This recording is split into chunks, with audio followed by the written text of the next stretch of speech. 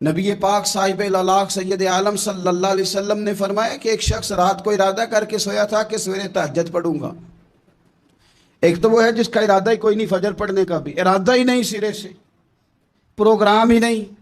اس کو پتہ چل گیا کہ ڈاکٹر نے کہا تھا 7-8 گھنٹے سونا ہے، تو اب وہ ٹائم دیکھ رہا ہے 2 بجے سو رہا ہوں، 10 بجے اٹھ جاؤں گا۔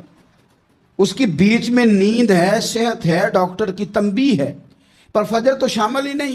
حالانکہ اس بات کو اچھی طرح سمجھ لیں، اگر آپ کا فجر پڑھنے کا ارادہ ہے اور 4 بجے کا 3:45 بجے کا آپ نے الارم لگا لیا ہے، تو 2 دن آپ کو الارم جگائے گا، تیسرے دن آنکھ خود بخود کھل جائے گی۔ انسان کی نفسیات ہوتی ہے کہ 2 دن وہ کسی چیز بھی اپنی عادت کو سونے جاگنے میں پکا لے تو تیسرے دن وہی اس کا وہ مزاج بن جاتا ہے۔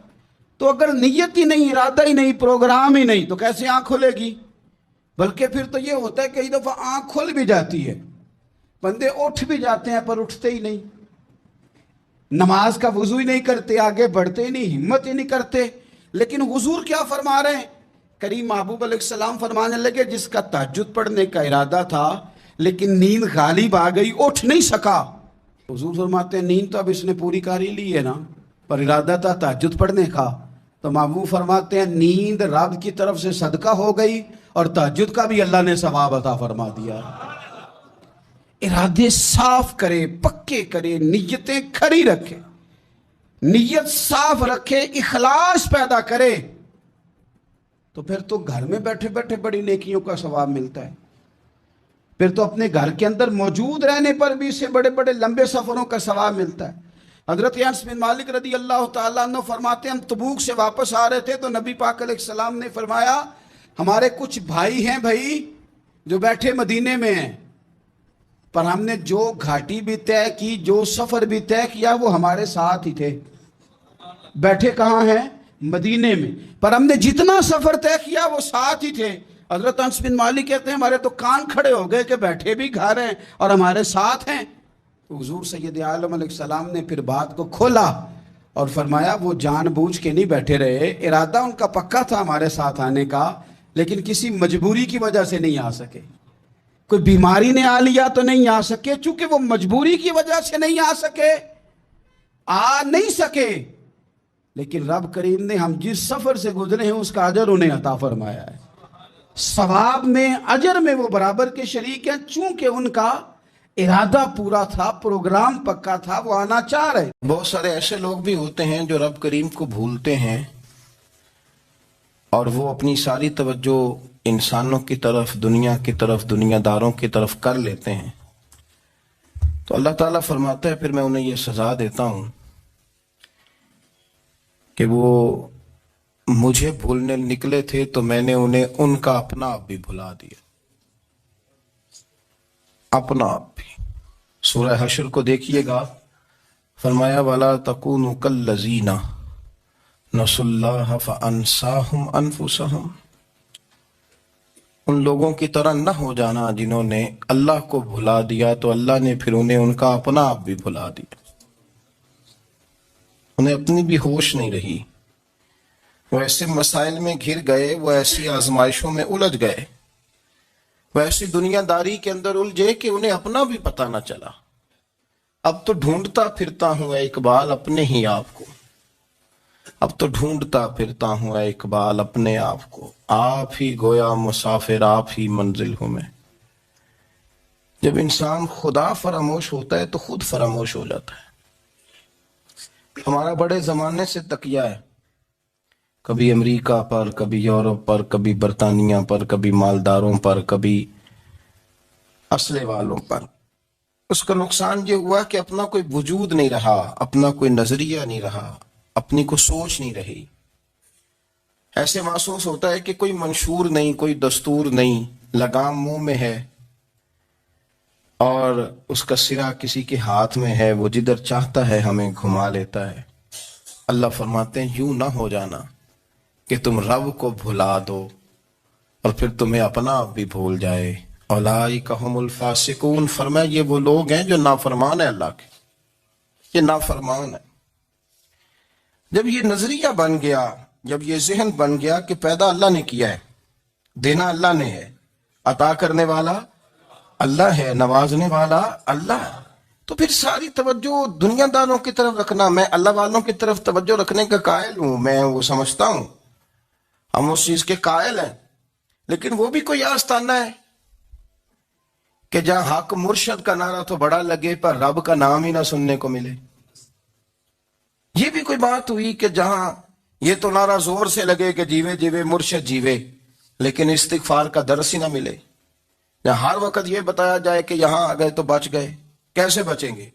میرے رسول پاک علیہ السلام کا دروازہ سب سے بڑا دروازہ ہے، حضور کا دروازہ سب سے بڑا دروازہ ہے، لیکن میرے دوستو یاد رکھنا، نبی پاک علیہ السلام نے بھی لوگوں کو جب رستہ دکھایا ہے تو رب کریم کا رستہ دکھایا ہے، اللہ کا رستہ دکھایا، اللہ کریم کا رستہ دکھایا، لوگوں کو رب کی طرف توجہ کرائی۔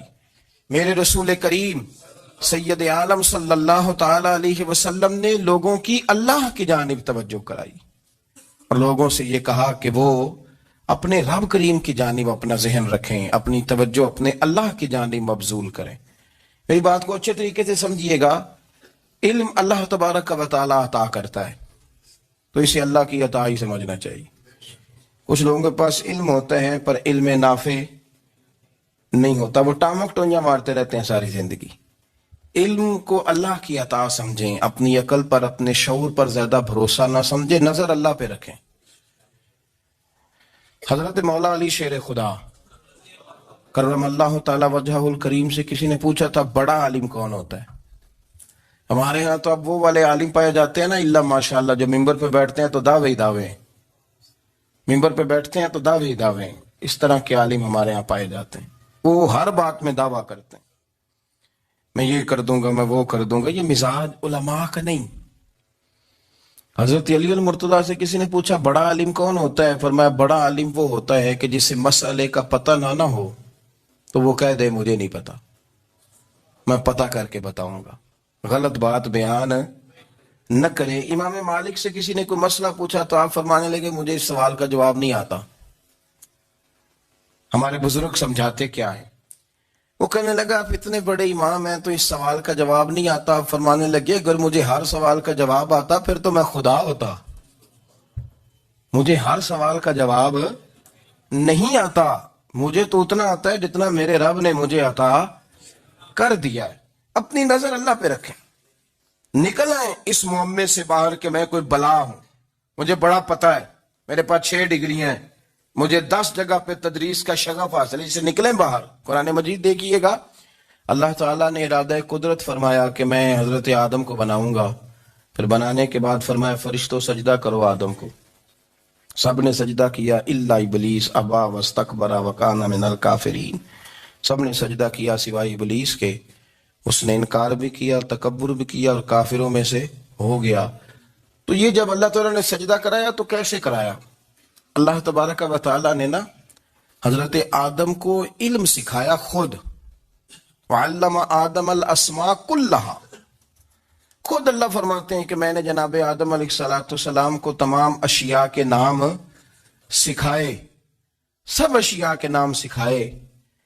تو وہ چیزیں پھر میں نے نا، اللہ فرماتے ہیں میں نے فرشتوں پہ پیش کی، میں نے کہا کہ بتاؤ ان کے نام کیا ہے، تو فرشتوں نے جو جواب دیا وہ سمجھنے والا ہے۔ اللہ نے چونکہ خود علم سکھایا تھا حضرت آدم کو، جناب آدم سکھایا تھا، لیکن فرشتوں کو نہیں سکھایا تھا۔ تو اللہ کریم نے فرمایا فرشتوں یہ بتاؤ ان چیزوں کے نام کیا ہیں، تو فرشتے کیا کہتے ہیں؟ فرشتے عرض کرتے ہیں قالوا سبحانک لا علم لنا۔ آپ کبھی یقین کریں اس چیز کی لذت لے تو مزہ آ جائے۔ کہا قالوا سبحانک، کہنے لگے تو پاک ہے، قالوا سبحانک، کہنے لگے تو، بھئی آدم علیہ السلام کو نام سکھا لیے، پھر فرشتوں کے سامنے وہ چیزیں پیش کر کے کہا ان چیزوں کے نام بتاؤ، تو فرشتے کیا کہتے ہیں؟ کہتے ہیں قالوا سبحانک، تو پاک ہے، لا علم لنا، ہمارے پاس کوئی علم نہیں، الا ما علمتنا، ہمیں تو اتنا پتہ ہے جتنا تو نے ہمیں سکھا دیا، ہمیں تو اتنا پتہ ہے جتنا تو نے ہمیں، لا علم لنا، ہمارے پاس کوئی علم نہیں ہے، اتنا ہی پتہ ہے جتنا تو نے ہمیں سکھا دیا ہے، اس سے زیادہ ہمارے پاس علم۔ اور یہ کیوں تو نے ہمیں جتنا سکھایا اتنا پتہ ہے؟ فرشتے یہ نہیں کہتے یا اللہ تو زیادہ سکھا، آدم کو دیا تو ہمیں بھی دے، یہ نہیں فرمایا، فرمایا انکا انت العلیم الحکیم، اے اللہ تو علم والا بھی ہے اور حکمت والا بھی ہے، تجھے پتہ ہے کس کو کتنا دینا ہے، جتنا تو نے مناسب سمجھا جناب آدم کو دیا، اور جتنا تو نے بہتر سمجھا وہ تو نے ہمیں عطا فرمایا۔ تو اگر آپ کے پاس علم ہے، کہیں نالج ہے، تو اس کو اللہ کی عطا سمجھیں۔ ہمارے ہاں بہت سارے لوگ بن کے بیٹھ جاتے ہیں، میں اکثر کہتا ہوں کہ پھر وہ دعوے کرتے ہیں میرے علاقے والے جاہل ہیں، میرے شہر والے جاہل ہیں، میرے خاندان والے پڑھے نہیں۔ یہ آپ کا دعویٰ ہے، یہ آپ کو خراب کر دے گا۔ ہم نے بہت سارے ایسے لوگ دیکھے جو بہت بڑے عالم تھے، لیکن اللہ جب لینے پہ آیا تو عقل ہی لے گیا، شعور ہی چلا گیا، حافظے ختم ہو گئے۔ آپ دیکھتے ہیں بڑھاپے میں کچھ لوگ ایسے ہوتے ہیں کہ جن کو یہ بھی یاد نہیں رہتا کہ میرا نام کیا ہے، میں کہاں ہوں، مجھے کدھر جانا ہے۔ تو اس وقت سے اللہ کی پناہ مانگیں اور اپنی نظر اپنے رب کریم کی جانب رکھیں، اللہ کی جانب اپنی نظر کو مبذول رکھیں۔ دوسری بات، علم کے بعد ایک چیز آتی ہے جس کا نام ہے ہدایت، جس کا نام ہے تقوی، جس کا نام ہے پرہیزگاری، جس کا نام ہے عمل، عبادت، ریاضت۔ یہ بھی اسی وقت ہی نصیب ہوتی ہے جب میرا رب کریم نصیب فرما دیتا ہے۔ ہم نے نا نیکی کا اپنا اپنا سٹیٹس بنا لیا ہے، اپنا اپنا معیار بنا لیا ہے۔ کچھ لوگ کہتے ہیں کہ جناب مسجد میں سیمنٹ کا توڑا دینے سے بہتر ہے کسی غریب کو آٹے کا تھیلا دے دو۔ اب اس نے اپنا مزاج بنا لیا نا نیکی کا، اس نے اپنا سٹیٹس بنا لیا۔ میرا یہ سوال ہے کہ نبی پاک صلی اللہ تعالیٰ علیہ وسلم جب مدینہ شریف آئے تھے تو حضور نے سب سے پہلے غریبوں میں آٹا تقسیم کیا تھا کہ سب سے پہلے مسجد بنائی تھی؟ کیا عجیب لوگوں کا رنگ ہے، اپنی مرضی کی ہدایت، اپنی مرضی کا تقوی، اپنی مرضی کا معیار۔ مسجد کوئی بڑا چھوٹا خطیب بھی میری طرح کا ہونا تو وہ مسجد میں بیٹھ کے جب نبی پاک کی بات کرتا ہے تو کہتا ہے میرے رسول پاک غریبوں کا سہارا بن کے آئے۔ وہ غریبوں کی بات کرتا ہے، مسکینوں کی، لاچاروں کی، کمزوروں کی بات۔ تو مسجد ہی تو وہ ادارہ ہے جہاں سے غریبوں کی بات ہو رہی۔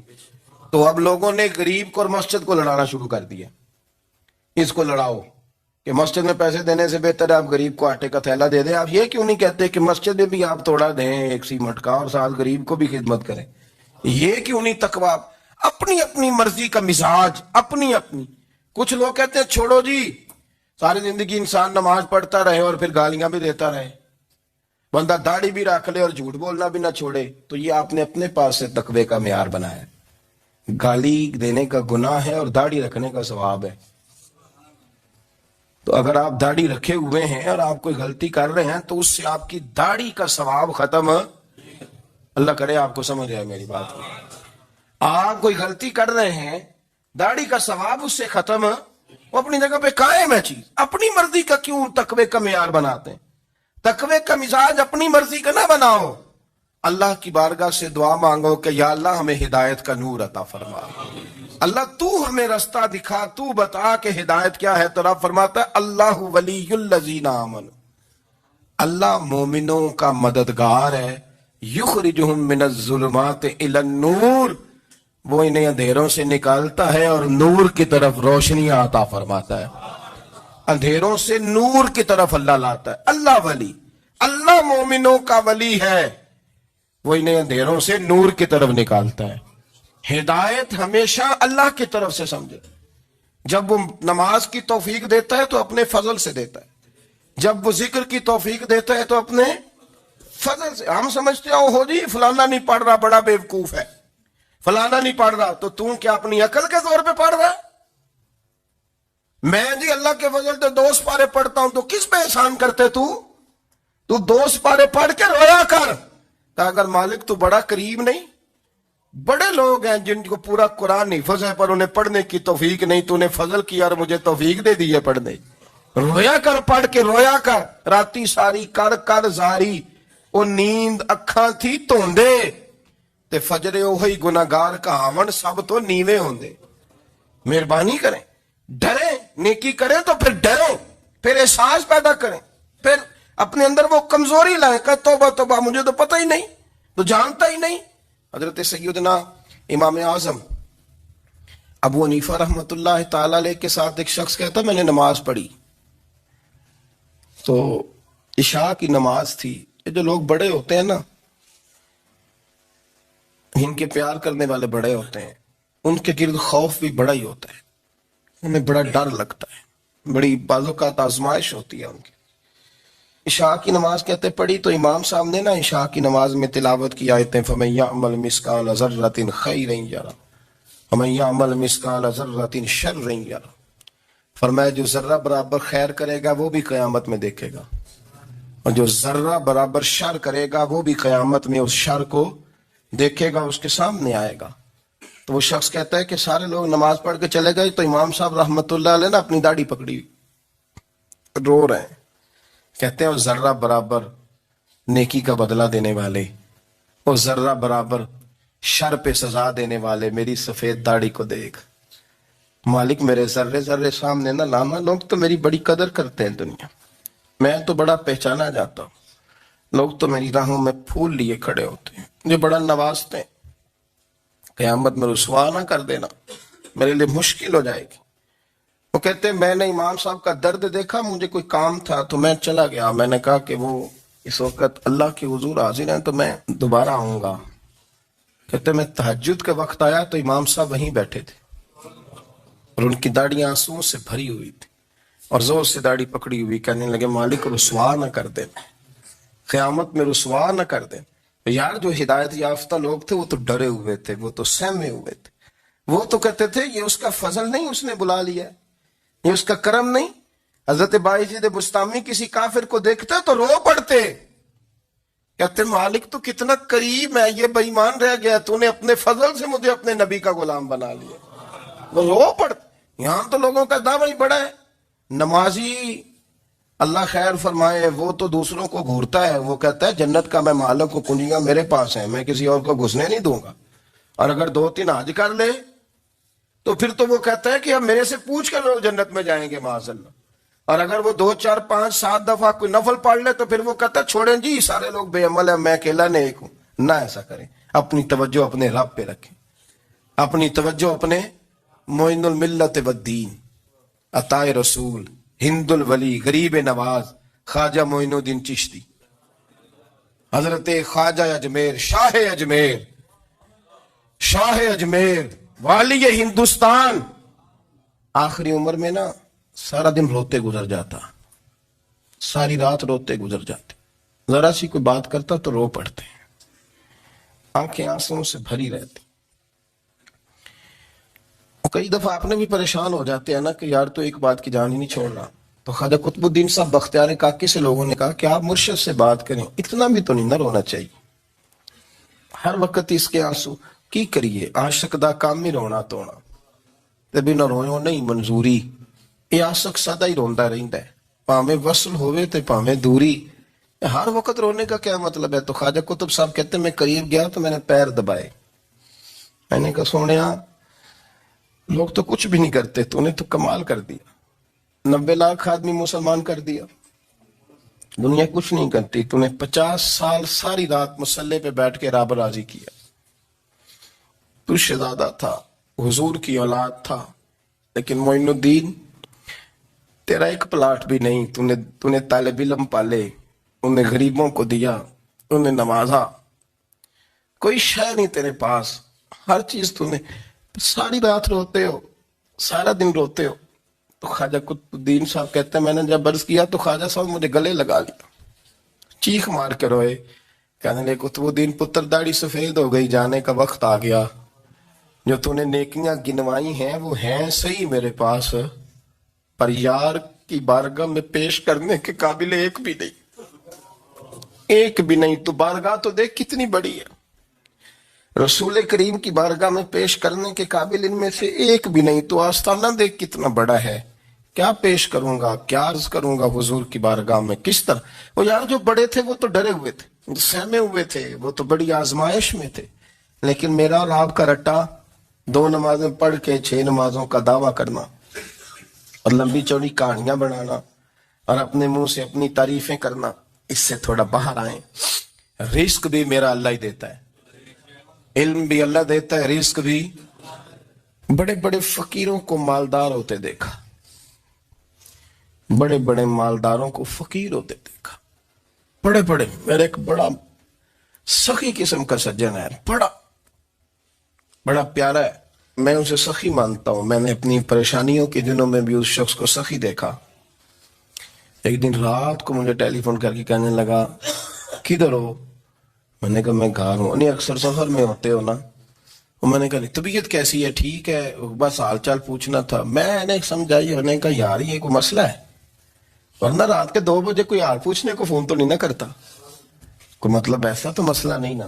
تو میں نے بیک کال کی، میں نے کہا یار میری بات سن، مسئلہ کیا؟ کہ نہیں کچھ نہیں دل کر رہا تھا. میں نے کہا میری گال سن، رہے ہیں اسی 4-5 سال کٹھے، میں تین جاننا، اصل بات کر. کہنے لگا مکان بھی بڑا ہے، سارا کچھ ٹھیک ہے، پر وہ بڑا ہی بے نیاز ہے. کچھ حالات اس قسم کے آ گئے ہیں کہ لوگوں کو بتاؤں بھی تو لوگ ماننے کو تیار نہیں، زیادہ نہیں، مجھے نا تھوڑے سے پیسوں کی ضرورت ہے، کوئی 15-20 ہزار اگر مل جائیں میری ضرورت. آپ یقین کریں میں روتا رہا ساری رات. میں نے کہا مہربانہ تیرا کس طرح کریں گے، اس سے لے کے زمانہ استعمال کرتا تھا، پر بے پرواہی ویخ نہ سجڑ دی، جتھے کسے دی پیش نہ جاوے انہیں تاجاں والے در در رولے تے منگتیاں تخت بٹھاوے. سجنا کسے نو کارا مل دئی، کوئی کعبے خالی آوے. واللہ خیر الرازقین، فقط تو دائیں بائیں نہ جا، رزق تو تجھے میں دوں گا، میں ہوں بہتر رزق دینے والا. بڑے بڑے بادشاہ، بڑے بڑے شہنشاہ، بڑے بڑے لوگ، ہاتھوں میں کاسے، فقیریاں. ام ربیعہ کہا کرتی تھیں، بڑی نیک اور صالح خاتون تھیں. وہ کہتی ہیں کہ میں نا بڑے امیر آدمی کی بیوی تھی، اپنے شوہر کے ساتھ چھت پہ بیٹھی تھی تو نیچے فقیر مانگنے والا آیا. اس نے بڑے درد سے صدا کی تو میں نے اپنے شوہر سے کہا کچھ دے دے. کہا دفع کر، ان لوگوں نے دھندا بنایا ہوا ہے. کہتی میں میکے سے بھی بڑا مال لے کے آئی تھی، میرے ماں باپ بڑے امیر تھے، تو میں نے نا چوری اپنے خاوند سے نظر بچا کے باتھ روم جانے کے بہانے گئی اور نیچے جا کے 5 دینار میں نے اس فقیر کی ہتھیلی پہ رکھے. کہتے اس نے 5 دینار دیکھے، پھر میری طرف دیکھا تو میں نے اس کی آنکھوں میں آنسو چمکتے دیکھے. کہنے لگے بی بی رب تیرا بھلا کرے، میں 3 دنوں کا بھوکا ہوں. کہ وہ چلا گیا. میں گھر آ گئی، جب باہر آئی تو میرا شوہر کہنے لگا تو اتنی اب اتنی تو تیز ہو گئی ہے اور تو اتنی خود مختار ہو گیا، میرے بغیر پوچھے مال خرچ کرے گی، جا تجھے 3 طلاقیں. کہتی میں بالدار اور وزادار باپ کی بیٹی تھی، طلاق لے کے گھر آئی تو میرا باپ ٹوٹ گیا، چارپائی پہ چلا گیا. اوہو یہ کیا بن گیا. کہتی بڑی تکلیف رہی. 1-2 سال کے بعد میرے ابا نے میری شادی کر دی. اب جس شوہر کے پاس گئی وہ بڑا نیک تھا، پرہیزگار تھا، اللہ نے بہترین صلہ دیا. کہتی چھت پہ بیٹھی تھی، دروازے پہ فقیر آیا، میں نے شوہر سے کہا کچھ دے دوں. کہنے لگا 5 نہ دینا، 15 دینا، 20 دینا، میں فقیر ہوں، میں نے فقر سے دولت دیکھی ہے، اسے خالی نہ لوٹانا. کہتی ہے کہ میں نیچے گئی اور جب میں نے اس کی طرف دینار بڑھائے تو میری چیخ نکلی، پیسے پھینک کے میں بے ہوش ہو کے گری. میرا شوہر نے آ کے اٹھایا، اندر لے گیا، پانی منہ پہ چھڑکا. کہنے لگا تجھے کیا ہوا؟ کہنے لگی یہ جو مانگنے آیا یہ میرا پہلا شوہر تھا، وہی تھا جو کہتا تھا کہ تو 5 دینار دے آئیے جا، تجھے 3 طلاقیں. پڑھو نا حدیث پاک. میرے نبی پاک علیہ السلام نے فرمایا ایک بندہ گنجا تھا. گنجا کوئی ترتیب آگے پیچھے ہو جائے تو مفہوم کے لحاظ سے، لیکن میں مفہوم اس کا واضح کرتا ہوں. ایک گنجا تھا، کوئی شے نہیں تھی، سر پہ بال بھی نہیں تھے، رویا کرتا تھا. اللہ تعالیٰ نے فرشتے کو بھیجا، تجھے کیا چاہیے؟ تو کہنے لگا بال آ جائے اور تھوڑا مال آ جائے. فرشتے نے ہاتھ پھیرا تو بال بھی آ گئے تو بکریاں بھی آ گئیں، لائنیں لگ گئیں، مال ہی مال ہو گئے. دوسرے کے پاس گیا، وہ کوڑا تھا، اس کو جا کے کہا کیا چاہیے؟ کہنے لگا شفا ہو جائے اور کچھ اللہ تعالیٰ آسانی کر دے. شفا بھی ہو گئی، گائیں بھی دے دی، بھینسیں بھی دے دی، مال ہی مال ہو. پھر ایک کے پاس گیا، وہ اندھا تھا، تجھے کیا چاہیے؟ اس نے کہا آنکھیں ملنے اور کچھ ساتھ اللہ مال دے دے. اونٹ ہی اونٹ ہو گئے. جب بڑا نواز دیا تو پھر مالک نے امتحان لینے کا ارادہ کیا. یاری تیری سونا ہے پر آزمائشاں بھی تیریاں اگ، آزمائشاں تیریاں، صحیح کہہ رہا ہوں، آزمائشاں تیریاں، یاری تیری سونا ہے پر آزمائشاں تیریاں ਇਹ ਸੋਨਾ ਪਰਖਿਆ ਜਾਂਦਾ ਹੀ ਪਹਿਲੋਂ ਨਾ ਲੱਗਾ ਦੇ ਲੱਗ। अल्लाह ने फरमाया आजमाइश करो। सबसे पहले गंजे के पास आए, उसे कहा अल्लाह के रास्ते में कुछ दे, कहने लगा मेरे खर्चे ही बड़े।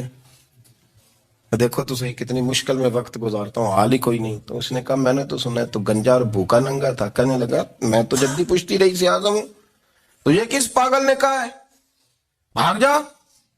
उसने कहा अच्छा जैसे तू था वैसे ही हो जाए। खेत खलियान उजड़ गए, फिर से गंजा हो गया। हुजूर अलैहिस्सलाम फरमाने लगे, फिर वो उसके पास गया जो कोड़ा था, उसे कहा कुछ दे। कहने लगा खर्चे ही बड़े। अब पूछ लें किसी अमीर आदमी से, कहेगा चक्की के नीचे हाथ है मेरा, मेरे से ज्यादा तो अब परेशान बंदा ही कोई नहीं। क्या बताऊं आपको, इतना टैक्स है, इतना जुर्माना है, फलानी शय, बड़ा कुछ गिनवाते हैं लोग। उसने कहा मैंने तो सुना तो पहले कोड़ा था। उसने कहा जा दौड़ जा, मैं तो रईस आज़म हूं, दादा भी परदादा भी और सारी नस्ल ही। उसने कहा अच्छा जैसे तू था वैसे ही हो जाए। फिर वो गया अंधे के पास और जाके कहा अल्लाह के नाम पे कुछ दे। तो वो कहने लगा रब के नाम पे, ये खड़े हैं ऊंट जितने तेरे दिल करे ले जा। उसने कहा क्या माना इस बात का। कहने लगा यार तुझे क्या बताऊं, मैं तो अंधा था, मैंने तो कभी दुनिया देखी नहीं थी। फिर उस करीम ने फजल किया तो मुझे बड़ा कुछ दिखाया। मैं क्या बताऊं, मेरा दिल कर रहा है कह दूं कि फिर उसने काबा दिखाया, फिर उसने रोज़ा रसूल दिखाया, फिर उसने रियाजुल जन्नह के सजदे दिखाए, फिर उसने अपने महबूब के दरवाजे की रौनकें दिखाई। उसने बड़ा कुछ दिया, उसने बड़ा नवाजा। मेरे पास तो शायद मैं बदकार पुराना खादम, किसे दर मिली न टोई। एते वासफ यार ने नजर जो की थी, फिर वासफ वासफ ही होई। ये तो उसका करम हुआ। तो ये वो कहने लगा तू अल्लाह के नाम पे जान मांग, मैं वो भी देने को तैयार। मेरे पास तो शय ही कोई नहीं थी, मुझे तो अपना पता है, मैं तो कोई शय नहीं था, कुछ नहीं था मेरे पास। ये तो उनका करम है कि रुख इनका उधर है, और मुख्तसर सी मेरी कहानी है, ये जो भी है उनकी मेहरबानी है। तो वो कहने लगा मैं भी कुछ लेने नहीं आया था, तेरी आजमाइश ही करने आया था। तेरी इज्जतें भी सलामत रहेंगी, तेरा माल भी सलामत रहेगा, तेरी शिफा भी। अपनी जिंदगी में कभी भी अल्लाह की बारगाह से तवज्जो इधर उधर न करें, छोड़े लोग क्या कर रहे हैं, दुनिया क्या कह रही, कभी भी अपनी तवज्जो दाएं। हमारा ये मसला बन गया कि हमारी सियासत है, हमारी दुनियादारी है, हम बंदों को राजी करना चाहते हैं। हम देखते हैं कौन किस तरह, और आप यकीन करें आप थक जाएंगे, बंदे राजी नहीं होंगे, वो नहीं राजी होते। आप इनको मना के लाएंगे तो इधर वाले निकल जाएंगे, इधर को मनाएंगे तो इधर वाले निकल जाएंगे। इस चक्कर से बाहर आए, उस रब को राजी करें जो फरमाता है इन्नल्लज़ीना आमनू व अमिलुस्सालिहाति सयजअलु लहुमुर रहमान वुद्दा। फरमाया तो ईमान लाने के बाद नेक अमल कर, मैं लोगों के दिलों में तेरी मोहब्बत पैदा कर दूंगा। रहमान लोगों के दिलों में मोहब्बत डाल देगा, अल्लाह लोगों के दिलों में। अपनी नजर हमेशा अपने रब पे रखें। इतनी लंबी चौड़ी दुनियादारों से उम्मीदें ना वाबस्ता करें। मैंने देखा है लोग का साल ऐसी करते हैं, कभी उसके दरवाजे पे कभी उसके दरवाजे पे। इन चक्करों से बाहर आए और अपने रब की बारगाह की तरफ तवज्जो करें। इस्तिगफार शौक से पढ़ा करें, और अकेले में ना, अकेले में। हज़रत रईसुल मुतकल्लिमीन मौलाना नकी अली खान साहब रहमतुल्लाह ने लिखा है कि फिरौन 500 साल हुकूमत कर गया। यहाँ तो 5 साल की हुकूमत की पैर लड़खड़ाते हैं, 500 साल। फरमाते असल वजह यह थी कि दुनिया जब सो जाती थी ना तो ऊपर चादर लेके तो मुसल्ले पे बैठ जाता था और हाथ बांध के कहता था रब तू ही है, मेरा पर्दा ना खोलना, मालिक तू ही है, करम नवाजी करना।